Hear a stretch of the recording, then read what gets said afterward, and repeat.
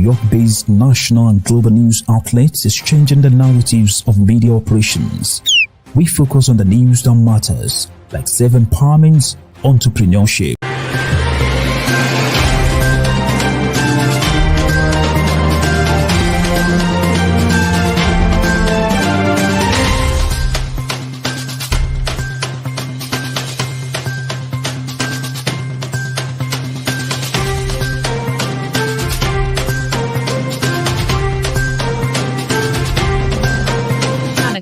Keep watching The Politics every Friday, 12 p.m. Eastern Time on New York Parrot TV, the voice for humanity. Good morning, this cold, very cold Friday morning. Winter has finally arrived. We had snow in the past couple of days, but no accumulations. Now the cold weather is here. Tomorrow is going to be even colder. And then we're going to go back into the 40s at the beginning of the week. My name is Robert Press, an official New York City political reporter. Yes, I get to beat up on the mayors. I've gotten questions into Bill de Blasio about NYCHA, where he said that $18 billion would be needed to fix NYCHA, and that number is now up to $60 billion. But on my show, in the past 2 weeks, I've had Republican candidates for the 13th city council race. Today, I was supposed to have Samantha Zerka, one of the 5 candidates for the city council race. But in sending my text back and forth to Ms. Zerka, she sent it to her campaign manager, who I won't name. Well, I'll give you his name, Phil, because I looked up on the U.S. Attorney's record, and he was arrested for the insurrection on January 6th, 2021. He's probably awaiting trial because there's no final situation, but almost all of the people who were in that have gone to jail. So the reason I'm saying this is I wound up talking to him on text, and he said, well, you're giving me 7 days notice. That's not enough notice. I need 8 days. Well, that's being petty. And then he made a derogatory remark about the Democrat, me being a Democratic. Well, I'm not going to say what he said. So, Samantha, that's it. You're not coming on the show. My guest today is 17th City Council Democratic candidate Gonzalo Duran, who will be on after the commercial in the second half. And we'll talk to Mr. Gonzalo Duran. And thank you, Phil, for the extra comment, because I've given my next week's candidate, Miss Phyllis Tiz Nastasio, more than 7 days notice. So she has agreed to come on. And then the last candidate in the following week will be Christy Marimano, who is the 5th candidate running on the Republican line for the 13th Council District. Then I will get into the Democratic side, because there is now problems with new Community Board 11 Chair Bernadette Ferrara. She is now the chair of Community Board 11, had announced that she was going to run for city council, and now there seems to be a coup on Community Board 11, whereas a second member has left, Mr. John Johnson, so there are 2 vacancies now, plus there are 10 open seats on Community Board 11, and here is my letter of, dear Mr. Press, thank you for your interest in serving as a member of your local community board. Unfortunately, I was unable to appoint you to the board at this time. Your application will be kept on file and will be considered for future vacancies. Well, Borough President Vanessa Gibson, you have 12 vacancies on Community Board 11. When am I going to get on Community Board 11? Or is it that I know too much from my experience on Community Board 8? All right, we're going to go into the matter of Community Board 11 in the future. All right, but the borough president approved the 2560 Boston Roads rezoning, which will put in a 10-story building, which I had no problem. And we finally found out that there will be various apartments in there. We have, if I can find my notes, 84 studios, which will be 350 to 400 square feet, 149 one-bedrooms, which will be 500 to 550 square feet, 22 bedrooms at 650 to 725 square feet, and 53 bedrooms at 850 to 900 square feet. Now, 500 square feet is 25 by 20. It's about the size of a 2-car garage. All right. Now, I don't know if people want to live in the two-car garage, but these are not family apartments. These are apartments for single people or one or two people with no plans of having any children. So probably that's why there was no mention of any schools coming. And I am worried that this might even turn into a homeless shelter, like certain other buildings that were market rate or whatever this is with the affordable housing. They were turned into homeless shelters in Community Board 7, in Community Board 8, and in Community Board 12. So now we have Community Board 11 with a developer that has a history of building homeless shelters. So I'm worried that this will become a homeless shelter in the future. But let's get on to the politics of the day. We have Congressman George Santos is still in Congress. He was assigned 2 committees. He gave them up, but he's still there. And there is talk of having 100,000 signatures delivered to Congress to have him ousted. What more can be said? More classified documents are coming out. They are no longer being found on President Trump's estate, nor on President Biden's estate. The latest issue of more classified documents have been found on former Vice President Pence's estate there in his state. And it just continues. Who knows how much of these classified documents will be found. Whoops, wait a minute. Is this one? Oh, no, I thought I had a classified document here. Next is the Manhattan DA, Alvin Bragg, has begun prosecuting or presenting evidence this week to a grand jury about Donald Trump's role in paying hush money to a porn star during his 2016 presidential campaign.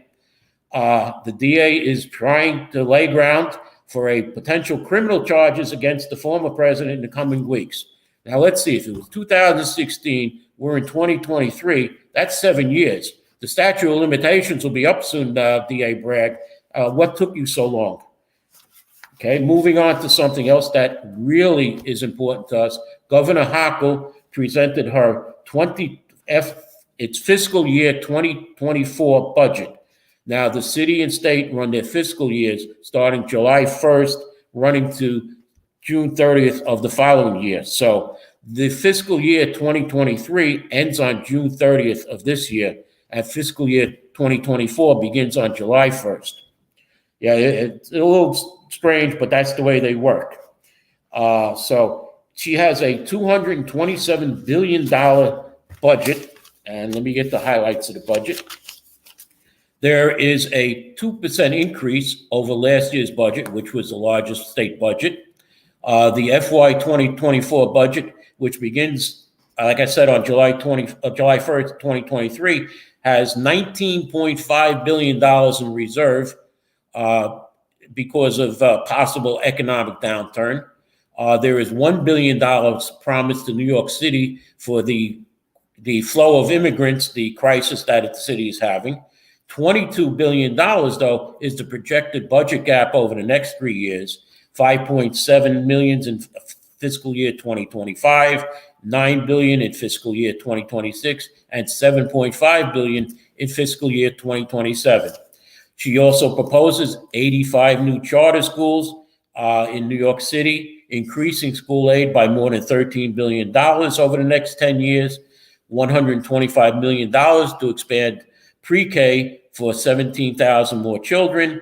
She wants 2,150 new residential beds for people with mental illness who need support, which is a priority in her budget speech. Now we have to see what the state legislature is going to do to this budget, because what it is I know, and everybody should know, that the Democrats in Albany, which are in control in the Assembly and State Senate, are against charter schools.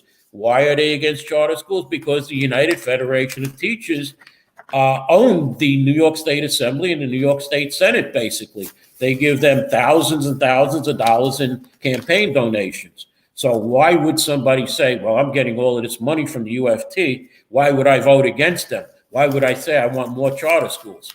Okay. And basically what happened, I used to be on the Chancellor's Parent Advisory Council, and we had a presentation about SAVE legislation, which was taking students who were causing trouble in the classroom and putting them in a special in-house detention center rather than suspending them from school.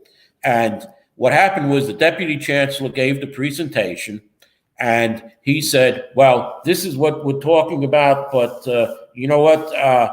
I think maybe I should turn it over to the UFT person here, and he'll explain what it is. And the UFT person said, well, we created this legislation in Albany to take problem children out and put them into a special room where they can be, so they won't disrupt the classroom.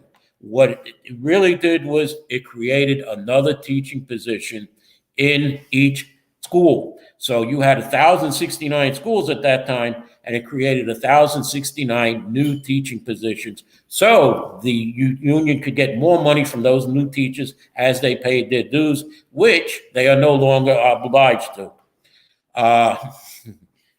Let me continue now. As my guest is coming on in a few minutes, we may have city council races in the 11th council district. There is talk that the new Unity Democratic Club will be putting up someone to challenge incumbent Eric Dinowitz. In the 14th council district, there is talk that Rachel Bradshaw will be challenging the incumbent Karina Sanchez. And in the 17th council district, as you will see, my guest is challenging the incumbent and land use chair, Rafael Salamanca. I believe there's also going to be challenges in a few other districts. It might be the 15th, 16th, and 18th council districts that there may be challenges. So right now, I'm going to stop right now and go to a commercial if my producer can pull it up. And when we come back, we'll have my guest, Mr. Gonzalo Duran. Do you wish your business makes it to the top list of the most searched for business in the US and around the world? Or are you searching for halal compliant services and products online? Then Halal Finder is your online resource directory pointing you to the right places and products. Let's help you explore halal products and services of your choice as we manage many halal businesses across the world. Promote your business with halalfinder.com, the only plug you need to grow. Our services include business listing, digital marketing, branding strategy, SEO campaigns, crowdfunding, and humanitarian support. On our Compassion Corner, we offer crowdfunding of halal ventures and humanitarian services. In this section, you can make or receive donations, start donation campaign, and check existing donation campaigns. And by paying zakat and sadaqah to our Compassion platform on halalfinder.com, you have supported the poor, widows or widowers, orphans, and the likes around the world. Contact us at info@halalfinder.com or call +1 718 822 5555. Get started today at halalfinder.com. Okay, let me introduce my guest, Mr. Gonzalo Duran. He is no newcomer to politics. I believe you ran against Richie Torres in the past. So let in Mr. Gonzalo Duran, who is running for the 17th City Council seat against current Councilman Rafael Salamanca, introduce himself and speak as long as you want for a few, about yourself. Thank you so much. I appreciate it, Robert. It's good to see you again. I'm honored to be on the PARROT TV show talking politics. The last time when I ran for District 15, I was in a car accident, so it delayed me. But I used the knowledge that I had during that time, during that candidacy, to pave the way for this upcoming one, for District 17 run. So just to give a little background for those who may not know who I am, I'm the executive officer for Devil Dog USA. It's a veteran nonprofit where we try to get veterans to reintegrate back into the community with the community's help. And in that capacity, we've had recreational programs like golf, scuba diving, camping. Then we do events like cigar nights, civic engagement, poker nights, crochet classes, etc. And then we do community engagement where someone like me will go talk to children. We'll do domestic violence events and et cetera, et cetera. me speaking, not only have I been an executive officer for over 10 years, or just about to hit 10 years, but I'm a former United States Marine Sergeant. I'm a NASDAQ opener, Father of the Year recipient from New York City, Veteran of the Year, Humanitarian of the Year, Advocate of the Year, Man of the Year, etc. And it goes on. So that's basically my background. So why am I running? Well, I've always seen that there's been a lot of lacking of individuals in my capacity of work, as my capacity of me personally. There's always this lacking of individuals that say, the elected officials aren't doing enough, and they're not doing the right things, et cetera, et cetera. The District 17, the one before me, before the Salamanca, my opponent, I believe she left. She resigned based off of some illegal activities that she was doing. I don't recall everything, so I might be wrong. That would be former Councilwoman Maria del Carmen Arroyo, who was accused of having Derek Jeter's signature on her petition, and she probably made a deal and resigned from office. Yes, she did. And you'll see that across the board with different elected officials. And then something I call political oppression, but I'll talk about that later.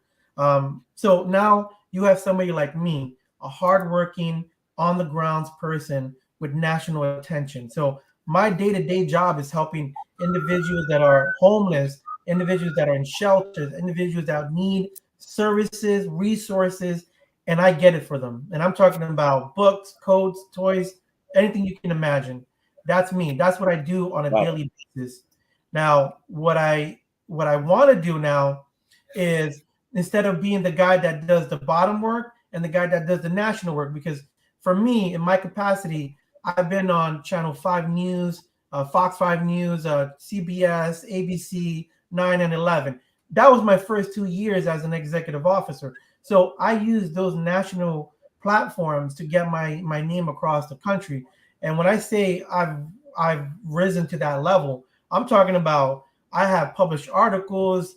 I had my own talk show. I hate to interrupt you, Gonzalo, but you're sounding almost like former City Councilwoman Annabelle Palmer in the debate that I moderated between supposedly Joe Crowley, where he sent Annabelle Palmer, and candidate Alessandra Ocasio-Cortez, because Annabelle Palmer was talking about what she did in the council when she was there to represent Congressman Crowley. So it's all fine that you've done all this national stuff, but it's the local level that you need to talk about. I know that you don't have to live in the district, and with redistricting, have you been put into the District 17?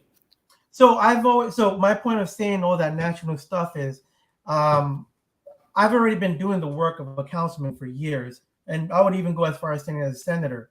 But the reason why I haven't broken into the city level is because the political oppression part, which you as a powerhouse in the political realm know what I mean. And for the viewers that were watching, I'm pretty sure they're aware, but they may not know it completely. So do I see the candidate as my opposition or an opponent? Not really. I see him as just somebody in my way. The question is, my office has been in the District 17 for 5 years. Devil Dog USA now opened a second office in the 17th district. So every couple of months, every couple of years, we made progression. Now, I'm going to give one example so that the people understand something that you know about. Now, all the programs that I mentioned earlier, all our programs are 99% free to the public, but you will not see my face or a flyer or an event happen at the District 17 level, because the community boards, the senators, the councilmen, the assemblymen, the congressmen will not share my flyers, because now I have national attention and I have the local attention, but I don't have the city attention. I don't have my district. They don't know who I am. So now I've taken a step further in my work capacity. Let's say in the next 2 months, we have maybe 4 or 5 events that are planned within the District 17. Now, once again, I've done this for years, but now I'm making it public. Now I'm saying, you can't hold me, you can't stop me, I'm taking over. Okay, let me ask you, what are the three major issues that you see in the 17th Council District that you want to work on? Well, one is the resources. Everything that I mentioned to you regarding my programs, I want to implement them directly into the district. I mean, in their faces. The second thing is the contact. I've invited the city council to all my events that I just mentioned. In 2 months, I've had about over 18 events, ranging from civic engagement to recreational and everything in between. And I haven't gotten one response for him at all, not one. Now, somebody with my capabilities, I should be his best friend so I can help the public directly.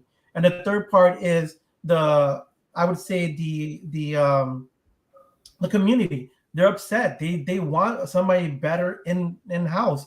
I haven't met one person that has said one good thing. Now, maybe I have been narrowing my view, but once again, not one person has said anything to me about him. So let's say, yes. I know his former chief of staff, John Sakara Jr., very well. And John basically was very excellent in the position of chief of staff, and he's now an assemblyman in the 80th Assembly District. But I really haven't heard anything whereas what you're saying about Councilman Salamanca. What I've heard is that there are the most homeless shelters in Councilman Salamanca's district, and in order to make better housing for the homeless, he has instituted, and the council has passed it in 2020, that any new developments getting city money or city financing have to have a 15% homeless component in that. Are you in favor of that, or would you be against that we should have buildings just for homeless, or integrate homeless into these new buildings, wherever they be? What's your opinion on that?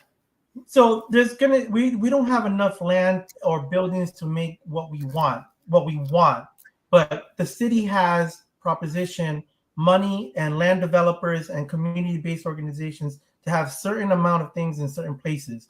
Now, in our specific district, we are 100%, 125% of the poverty line. So we are a prime candidate for homeless shelters. They're going to want, because they want the developers to come in, they want the program managers to feed them, give them the resource and everything right there. So do I want it?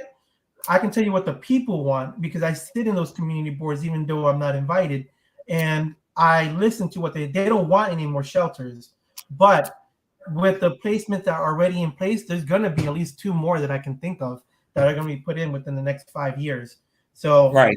Do I want because it? The Bronx, while only having 18% of the city population, has 37% of the homeless population. And that was a big fight I had with Mayor de Blasio, where he said, well, we won't send any more people to the Bronx unless there's an emergency, which has been happening still. And homeless shelters are still being proposed for areas in the Bronx. There's a big fight in Community Board 11, but that's not your district. And then we had Councilman Felice in the 15th Council District. All right. There was a proposed homeless shelter on White Plains Road in this district, where I was able to speak to Mayor Adams last year, at the beginning of last year, and that got squashed. And, Councilman Felice is taking credit for it when he really did nothing. Now, how would you be working, though, with Borough President Gibson? Because the council members, or even the other council members, Councilman Salamanca is the land use chair. He holds a very important chair position. It's possible that the Bronx could lose all of that influence should you be elected. So how would you make up for the loss of influence? So I don't think that would be a problem, because I don't work with the city councils. I don't work with the senators at the moment, because they don't want me in that position. But the people I do work with are the business owners and the constituents and the people that vote. And when I'm playing this game, I'm not asking for a District 17 level. Once again, I'm working at the national level. So everybody that's going to come along with me are the business owners, the people that represent not only District 17, the Bronx, New York City, and the nation itself. Okay? I'm not playing this just for additional. I, Gonzalo Duran, CEO, executive officer for Devil Dog USA, I haven't been playing in the district lines. I played national level games. Now, I would assume and hope that the city council, now if I'm elected to the position, they're going to play ball, because I'm going to have the people's supporting me. period. Now, in retrospective, in the first year is going to be a difficult process. In the second year, I hope to get a lot of the initiatives that I want done. Now, those 6 campaigns that I mentioned earlier, one of them happens to be a homeless program that I've been working on for 10 years. Not only do I have financiers and bankers already looking at it, I've been working it for literally 10 years. That's how I made my bread and butter in my work capacity. So I hope that answers your question. Yeah, okay. Next question would be the education performance level in the Bronx in 2019 was at 67%, while the other 4 boroughs were over 80%, with one borough at 84%. How would you fix that student gap in achievement? So once again, the lack of elected officials in the businesses, the schools, the churches, everything is one of the things that we're lacking. This past week, I've initiated, let's say in 3 weeks, I initiated a program, a work for book program. Then we did a book drive. Normally, you would assume that you would get like 1,000 books would be like a big deal. In less than 3 weeks, I was able to get 4,000 books, and from New Jersey, Queens, all over the Bronx. So once again, I'm not playing district lines. The second thing was I was actually speak at one of the local schools, and the reception that I got, not just from the teachers, the principals, the students, was very receptive. So now you take somebody like me, a NASDAQ opener, veteran of the year, Bronx father of the year, etc., all those things, and you put them in a seat and you say, look, we need help. We need help. We need help. I perform. So not only would I help with those schools, the businesses, to bring more facilities, more resources, everything that I just mentioned, the golf programs, the painting programs, those are all things I'm doing without the political people's help. And they are scared of that. They're scared of that. Because imagine if I did sit on the seat, if I had the staff and I had the budget to do everything that I want to do, how powerful and how many people will support me like that. Well, we're coming on to near the close of the show, but I did want to ask you one question. I know you were producing shows for BronxNet at one time, and BronxNet used to give out equipment. And what happened was that you had some equipment and your car was broken into, you said, and BronxNet no longer gives out equipment to anybody. Can you give us a little, what happened? Did the police ever find the equipment or what? So nobody's ever asked me that directly, and I'm glad you're the first person because I respect you so much for even bringing it up. I had a program, a Bronx veteran program, where I was giving information and the resources to the people once again.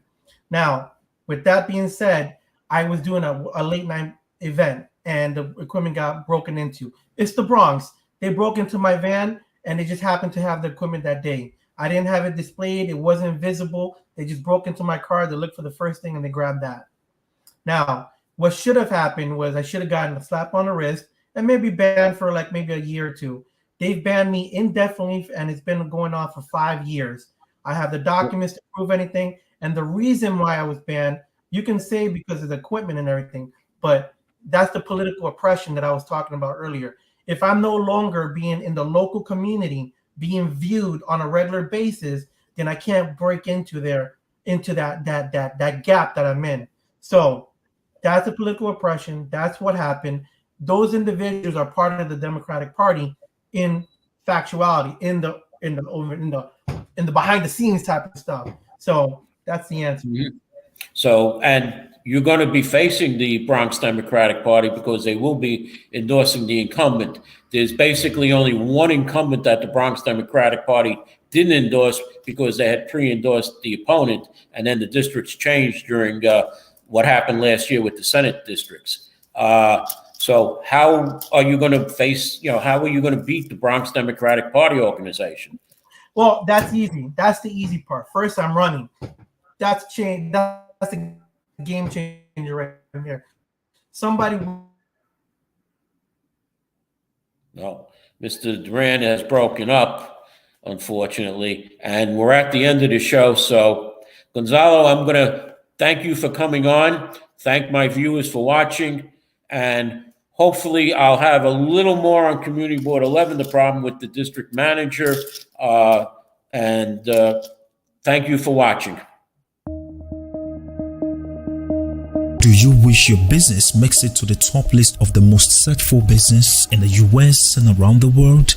Or are you searching for halal compliant services and products online? Then Halal Finder is your online resource directory pointing you to the right places and products. Let's help you explore halal products and services of your choice as we manage many halal businesses across the world. Promote your business with halalfinder.com, the only plug you need to grow. Our services include business listing, digital marketing, branding strategy, SEO campaigns, crowdfunding, and humanitarian support. On our Compassion Corner, we offer crowdfunding of halal ventures and humanitarian services. In this section, you can make or receive donations, start donation campaign, and check existing donation campaigns. And by